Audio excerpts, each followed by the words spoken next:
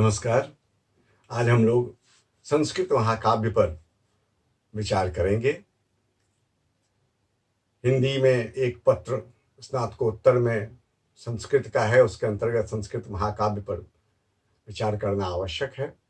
दूसरी बात यह है कि हिंदी के महाकाव्य भी जो बने हैं उसका स्रोत भी संस्कृत के महाकाव्यों से ही निकल कर सामने आया है। इसलिए चलिए मित्रों, आज हम लोग महाकाव्य पर बात करते हैं। साहित्य के अंतर्गत महाकाव्यों का एक विशेष महत्व है। महाकाव्य का बृहत स्वरूप राष्ट्रीय एकता की प्रभावी पद्धति से अभिव्यक्त करने में समर्थ हुआ है। भारतीय महाकाव्य का आयोजन इसी भाव से प्रेरित होकर किया जाता रहा है। सिर्फ एक बहुत बड़ी कविता को महाकाव्य नहीं कहा जा सकता। संस्कृत महाकाव्य में, महाकाव्य अंग्रेजी में जिसे एपिक कहते हैं, का प्रथम सूत्रबद्ध लक्षण आचार्य भामह ने प्रस्तुत किया और परवर्ती आचार्यों में दंडी, रुद्रट, विश्वनाथ ने अपने अपने ढंग से महाकाव्य को सूत्रबद्ध लक्षण का विस्तार किया है। विभिन्न आचार्यों के मतानुसार महाकाव्य के विभिन्न लक्षण प्रतिपादित किए गए हैं। अग्नि पुराण में महाकाव्य के लक्षण इस प्रकार दिए गए हैं। सर्गबद्धो महाकाव्यम संस्कृतेन यत् तादात्म्य जहत् तत्रा तत्समं नाति दृश्यति सठिहास कतोद्भूतं मितरद्दवा सदाश्रयम् मंत्रादूत प्रयाणा जिनियतं नाति विस्तरम। ये महाकाव्य को सर्गबद्धो महाकाव्यम, सर्ग में निबद्ध होना चाहिए, उसका प्रारब्ध संस्कृत भाषा में होना चाहिए, उसे प्राकृत से भी प्रारंभ किया जा सकता है। यदि इसके स्वरूप का परित्याग न हो, महाकाव्य का कथावृत इतिहास प्रसिद्ध तथा नायक श्रेष्ठ गुणों से युक्त होना चाहिए। महाकाव्य के सर्ग अति संक्षिप्त नहीं होने चाहिए। मंत्रणा, दूत प्रेषण तथा युद्ध आदि के वर्णनों में अधिक विस्तार नहीं होना चाहिए। इस प्रकार कई श्लोकों के माध्यम से महाकाव्य के लक्षण दिए गए हैं। सभी सूत्रों को यहाँ देना आवश्यक नहीं है। मेरा उद्देश्य इन अवधारणाओं से आपको केवल परिचित कराना है। आचार्य दंडी ने महाकाव्य की बृहत परिभाषा दी है। सर्गबंधे महाकाव्यम मुच्यते तस्य लक्षणम आसीर्ण नमस्क्रिया वस्तु निर्देशो वापि तन्मुखम इतिहास कथोद्भूतम मितरद्दा सदाश्रयम चतुर्वर्ग फलायंतं स्तुरेदात्त नायक। इस प्रकार कई श्लोकों में उन्होंने महाकाव्य के बृहत लक्षण दिए हैं।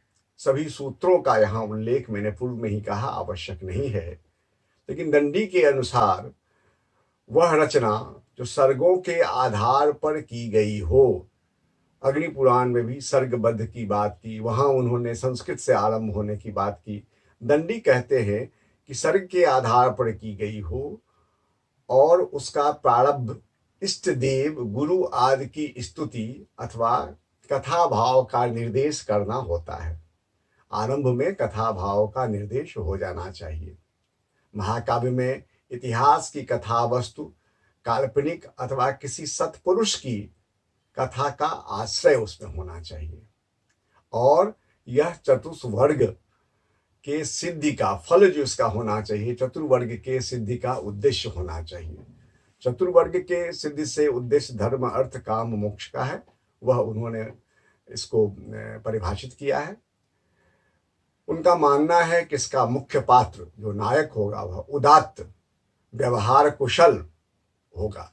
इसमें नगर, समुद्र, पर्वत, चंद्रोदय, सूर्योदय, इस तरह के प्रकृति का चित्रण, सूर्यास्त, उद्यान, जल क्रीड़ा, रति क्रीड़ा आदि का वर्णन होता है।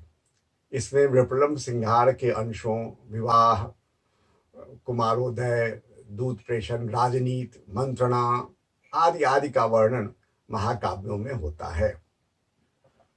अलंकार, छंद, संधि और रसाभाव की सत्ता होते हुए भी वर्णन न तो अति संक्षिप्त होता है और न अति विस्तृत। ऐसे में सर्गों से काव्य का उत्कर्ष सिद्ध होता है। प्रत्येक सर्ग के अंत में छंद भिन्न कर दिया जाता है। छंद में बदलाव सर्ग के अंत में होता है। ऐसा महाकाव्य युगांतकारी और चिरस्थायी कीर्ति प्रदान करने वाला होता है, यह दंडी का मानना है। साहित्य दर्पणकार आचार्य विश्वनाथ ने महाकाव्य के संबंध में कहा है, उन्होंने भी सर्गबद्ध वगैरह की बात की है। सर्गबंधे महाकाव्यम तत्रौको नायकः सुरः सद्वंशं क्षत्रियो वापि धीरोदात्त गुणान्वितः एक वंश भवा भूपा कुलजा बहवोपि वा। इस तरह से उन्होंने कई सूत्र देकर साहित्य दर्पणकार विश्वनाथ ने महाकाव्य की परिभाषा दी है। समस्त श्लोक यहाँ देना पूर्व में मैंने कहा कि आवश्यक नहीं है, और इसके अवधारणा को आपसे आगे मैं परिचित कराऊंगा कि महाकाव्य के विश्वनाथ ने जो अवधारणाएं दी हैं वह क्या है इनके सूत्र पर, और बाकी आचार्यों दी है, और सभी आचार्यों को मिलाकर एक विस्तृत अवधारणा महाकाव्य के संबंध में जो है वह मैं आपके सामने रखूंगा। यहाँ मैं पहले आचार्य भामह के द्वारा दिए गए महाकाव्य के लक्षण के संबंध में आपको बताना चाहूँगा यहाँ, तथा उनके अनुसार जो लक्षण दिए गए हैं भामह वह निम्नलिखित है। सर्गबंधो महाकाव्यम तत्रैको नायकः सुरः स्वदक्षं क्षत्रियो वापि धीरोदात्त गुणान्वितः। यह भामह ने भी कहा है। यहाँ मैं यह बताना चाहूँगा कि भामह के अनुसार जो लक्षण हैं वे निम्नलिखित बन के आते हैं। सर्गबद्ध महाकाव्य कहलाता है। नायक धीरोदात्त होना चाहिए, वह महान चरित्रों से संबद्ध होना चाहिए। आकार में न तो बहुत बड़ा होना चाहिए न बहुत छोटा, ग्राम्य शब्दों से रहित होना चाहिए, अर्थ सौष्ठव से परिपूर्ण होना चाहिए, और महाकाव्य अलंकारों से भी परिपूर्ण होना चाहिए। यह महाकाव्य की परिभाषा उन्होंने दी है। महाकाव्य को आचार्य दंडी, आचार्य रुद्रट, हेमचंद्र, विद्यानाथ, आचार्य विश्वनाथ आदि ने अपने अपने ढंग से परिभाषित किया है, उनके लक्षण दिए हैं। सभी आचार्यों द्वारा दिए गए लक्षणों का अलग अलग विवेचन न करते हुए हम महाकाव्य के एक संपूर्ण अवधारणा जो इन विद्वानों के, इन आचार्यों के विभिन्न लक्षणों से उभर कर सामने आते हैं वह विवरण करना, उसका विवेचन करना यहाँ समीचीन समझता हूँ। विश्वनाथ ने महाकाव्य के लक्षण पर विस्तार से प्रकाश डाला है। उसमें लगभग सभी काव्य लक्षण, महाकाव्य के जो लक्षण अन्य आचार्यों ने दिए हैं वह भी समावेश उसका भी हो गया है। यही कारण है कि आज महाकाव्य के लिए विश्वनाथ के द्वारा गया लक्षण ही बहुचर्चित है। महाकाव्य के स्वरूप में समय के साथ बहुत सारे परिवर्तन भी हुए हैं। ऐतिहासिक महाकाव्यों के पश्चात पौराणिक तथा फिर प्रकृति एवं अपभ्रंश के महाकाव्य कल्पित कथाओं के आधार पर भी बनाए लिखे गए हैं। दंडी के द्वारा दिए गए लक्षण के अनुसार बाहरी तत्व पर ही अधिक जोर दिया गया है। यहाँ आइए हम समग्रतः महाकाव्य के लक्षण पर बिंदुवार विचार करते हैं। तो आइए आचार्य विश्वनाथ के अनुसार महाकाव्य के जो लक्षण उभर कर सामने आए हैं वो इस प्रकार हैं। संक्षेप में उनका बिंदुवार हम वर्णन कर देते हैं। महाकाव्य में सर्गों का निबंधन होना चाहिए। महाकाव्य का नायक देवता सदृश क्षत्रिय जिसमें धीरोदात्त आदि गुण हो वह होना चाहिए। धीर और उदात्त होना चाहिए। श्रृंगार, वीर और शांत में से कोई एक रस अंगी होता है तथा अन्य सभी रस अंग रूप में होते हैं। उसमें सब नाटक संधियां का होना आवश्यक है। महाकाव्य का कथा ऐतिहासिक अथवा सज्जनाश्रित होना चाहिए। महाकाव्य में चतुर्वर्ग धर्म अर्थ काम मोक्ष में से एक महाकाव्य का फल होना चाहिए। महाकाव्य के आरंभ में नमस्कार आशीर्वाद या वर्ण वस्तुओं का निर्देश होना चाहिए।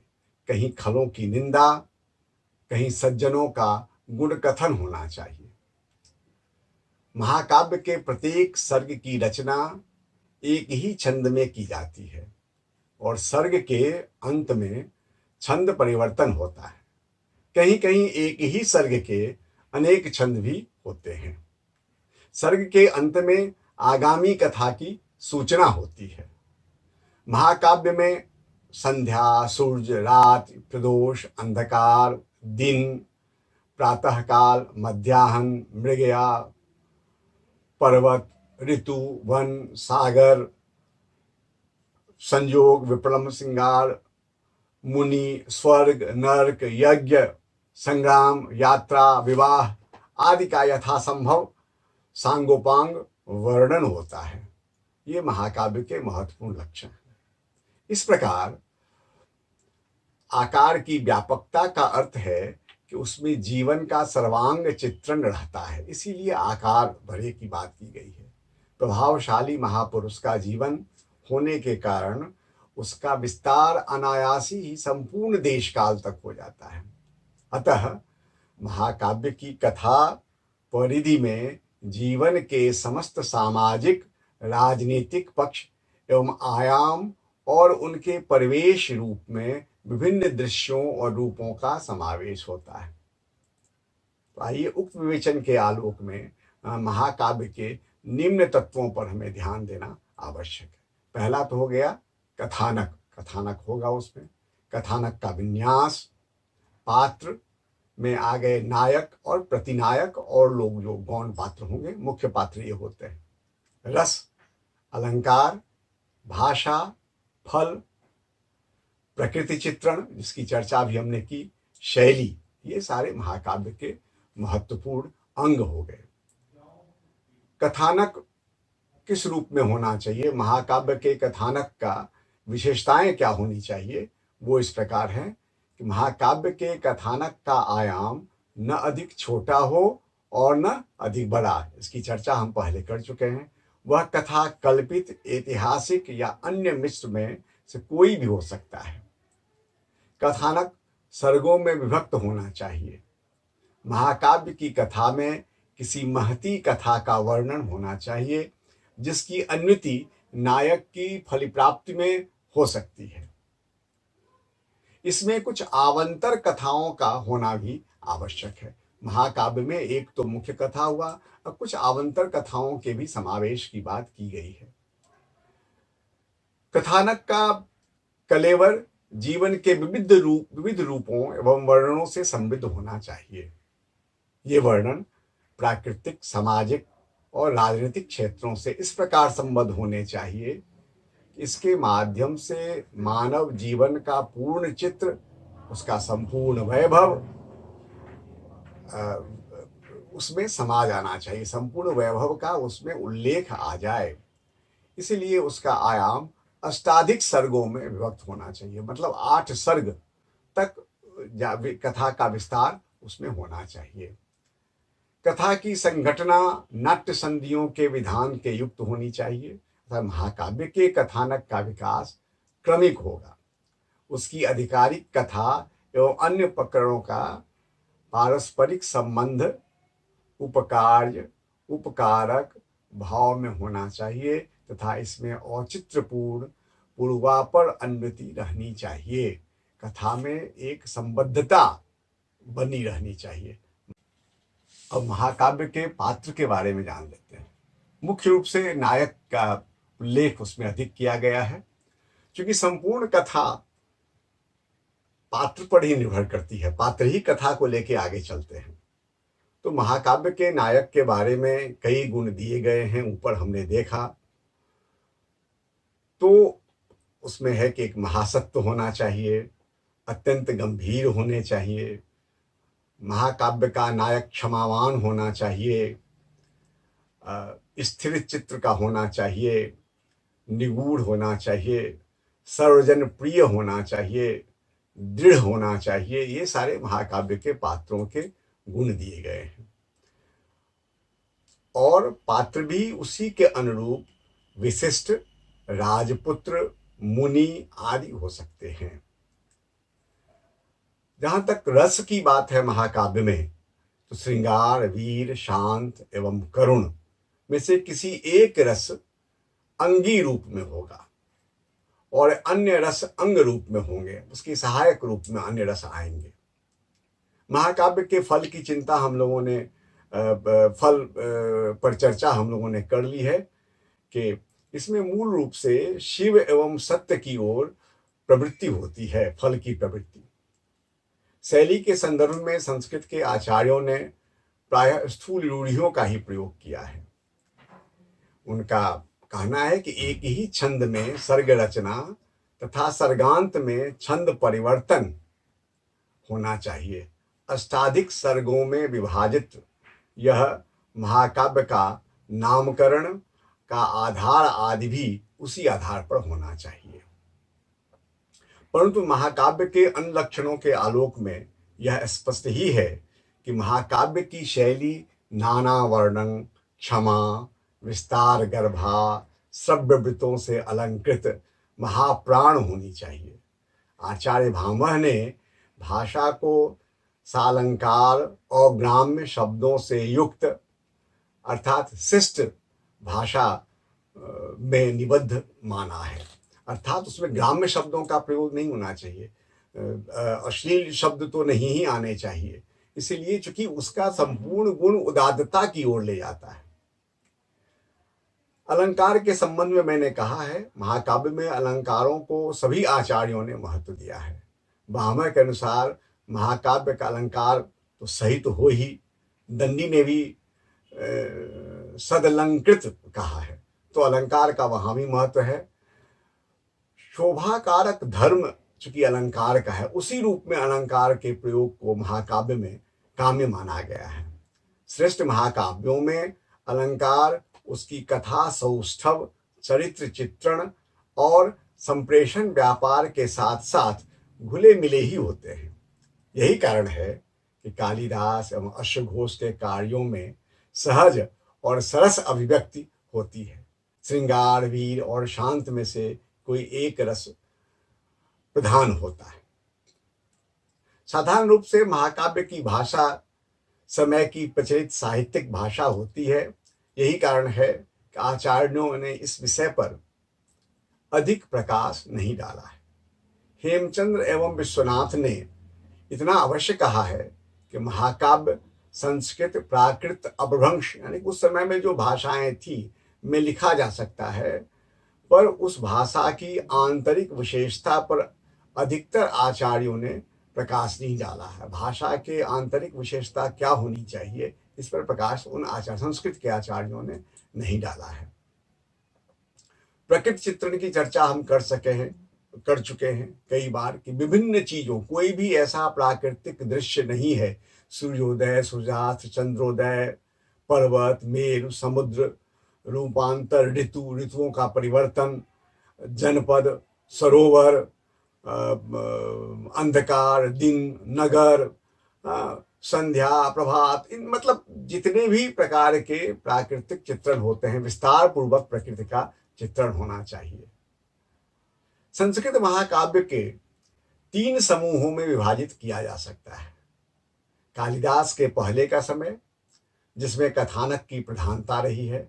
रामायण और महाभारत इस समय के आदर्श काव्य हैं।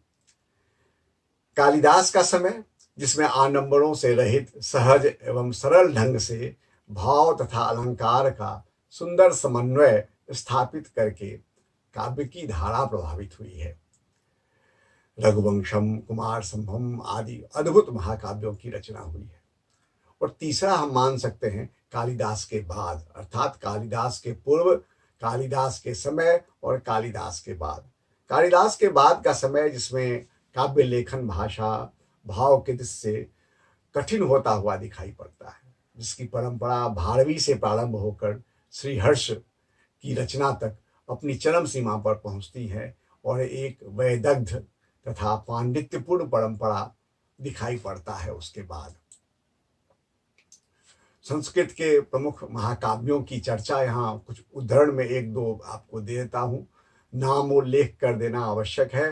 रामायण वाल्मीकि, महाभारत वेद व्यास, बुद्ध चरित अशोघोष का, भट्टी काव्य भट्टी का, कुमार संभव कालिदास का, रघुवंशम कीर्तार्जुनीयम भारवी का, शिशुपालवध माघ का, नैषधीय चरित श्रीहर्ष का, ये सारे महत्वपूर्ण काव्य हैं। रघुवंश, कुमार संभव, कीर्तार्जुनीयम, शिशुपालवध, नैषचरित को पंच महाकाव्य कहा जाता है, संस्कृत के पंच महाकाव्य कहा जाता है। इस तरह से विभिन्न महाकाव्यों के माध्यम से संस्कृत में एक दीर्घ परंपरा महाकाव्य की रही है।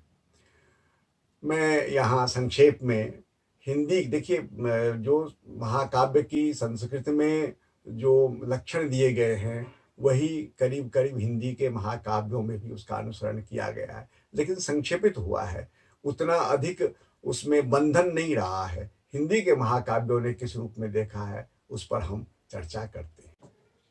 यहाँ हम हिंदी में महाकाव्य की सर्जना संस्कृत आचार्यों के द्वारा प्रदत्त लक्षणों के आधार पर जो हुई है उसकी चर्चा करेंगे।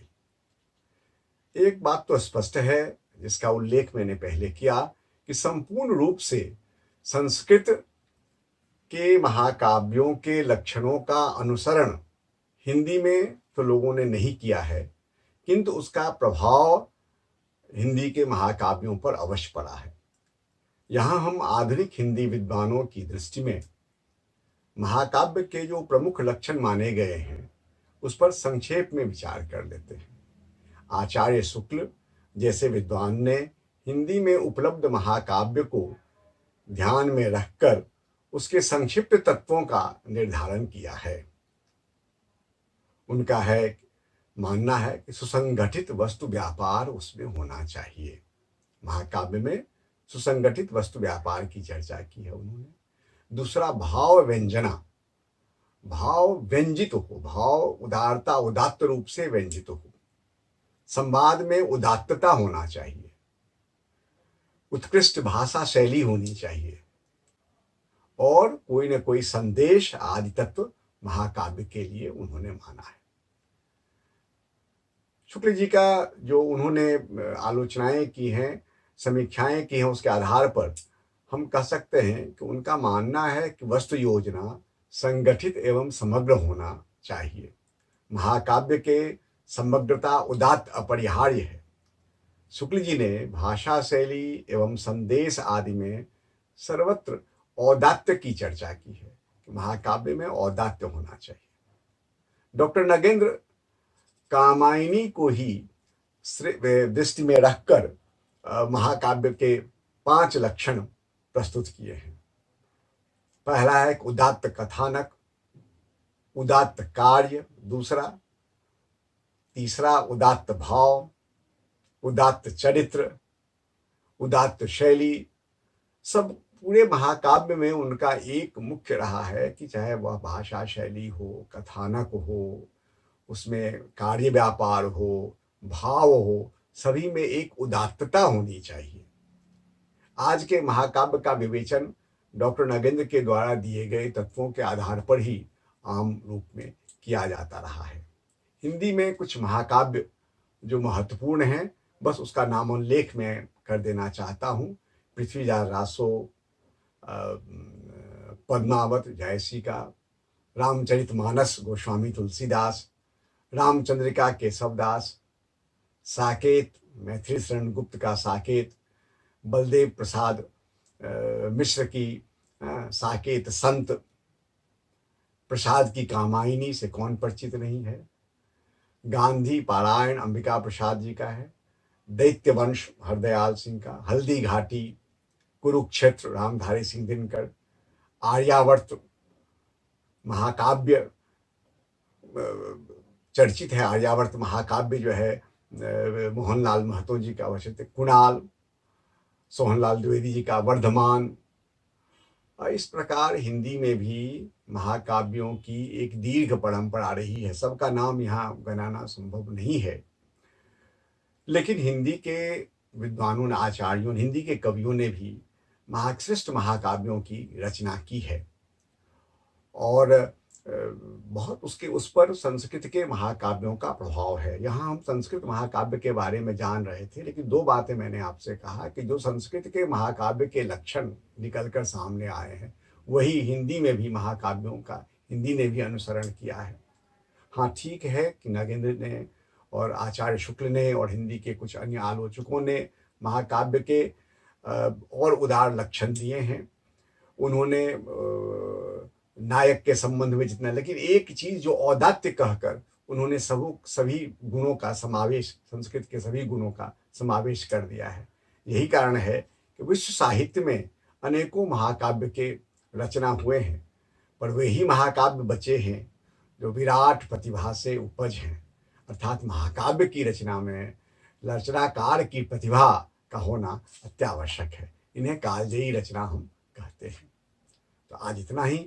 बहुत बहुत धन्यवाद। आगे फिर किसी विषय को लेकर के हम आएंगे। आप YouTube पर हमें अक्सर देखते हैं, विभिन्न विषयों को लेकर मैं आता हूँ, और आप यदि उसे सब्सक्राइब कर लेते हैं तो वह आपके लिए जो भी नया किसी विषय पर मेरा व्याख्यान आएगा वह आप देख सकते हैं। बहुत बहुत धन्यवाद।